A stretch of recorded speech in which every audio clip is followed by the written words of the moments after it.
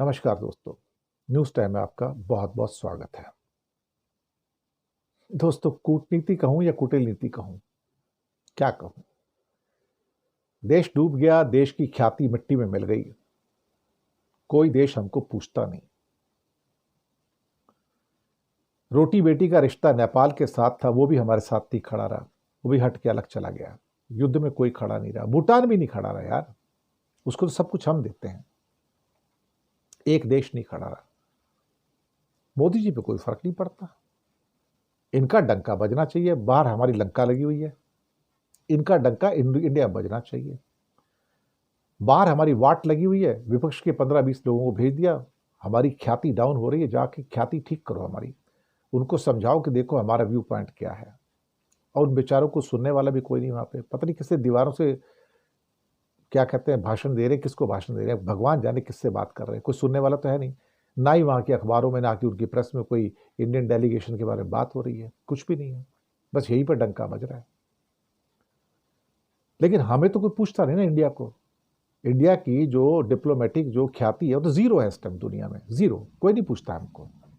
ये सब G20 G7 quad वैड सब बेकार है बिल्कुल। करोड़ों अरबों रुपए खर्च कर दिए मोदी जी ने, सब खा पी के चले गए, मौज कर गए। हम जैसा मूर्ख कौन होगा भाई? इंडिया जैसा मूर्ख कौन होगा जहां पे हम अपने हक और हुकूक के पैसे, टैक्स के पैसे से उनको 7 स्टार ट्रीटमेंट देते हैं जब यहाँ पे आते हैं G20 में। और क्या कहोगे आप? इससे ज्यादा क्या भी कह सकते हो? लेकिन मोदी जी ने विपक्ष के सभी लीडर को बाहर भेज दिया। हम तो डूब रहे हैं भैया, हमारी ख्याति डूब रही, जाके बचाओ इसको तुम। तो कूटनीति थोड़ी, ये तो कुटिल नीति है। और खुद जब से वो बाहर गए, पीछे अपना रोड शो पे रोड शो, रैली पे रैली कर रहे हैं, चुनाव में वोट बटोर रहे हैं भैया। तो मुझे तो तरस आता है। ये आदमी विपक्ष के नेताओं को पकड़ के बोलता है कि बाहर जाओ, इंडिया की प्रेस्टीज को बचाओ, और ये यहां पे चुनावी रैली में लगा हुआ है। ऑपरेशन सिंदूर को एनकैश कर रहा है, एक के बाद एक रोड शो रैली कर रहा है।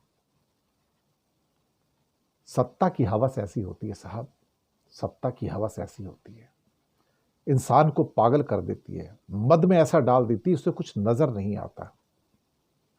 दुनिया में हमारी जग हंसाई हो रही है। जंग में ये रण छोड़कर भाग गए, जंग में ये रण छोड़कर भाग गए। ट्रंप बेइज्जती पे बेइज्जती किए जा रहा है। कोर्ट में वहां पे एफिडेविट दायर कर दिया कि ट्रंप ने सीज फायर करवाया। हम कौन है? गुलाम है क्या? शो तो यही किया जा रहा है कि हम गुलाम हैं। लेकिन मोदी जी पे कोई फर्क नहीं पड़ता। इन्हें सत्ता चाहिए सिर्फ। हमारी जग हंसाई होती है, हमारी कूटनीति के अंदर बुरी तरह से दुनिया में हार हो चुकी है। कोई हमें पूछता तक नहीं दुनिया में। पर ये साहब चुनावी रैली में लगे हैं, वोट बटोर रहे हैं। इनको फर्क ही नहीं पड़ता किस चीज का। कोई मर जाता है तो फर्क नहीं पड़ता, पुलवामा में मरता है तो फर्क नहीं पड़ता, पहलगाम में मरता है तो फर्क नहीं पड़ता, कोरोना में 50 लाख मरते हैं तो फर्क नहीं पड़ता।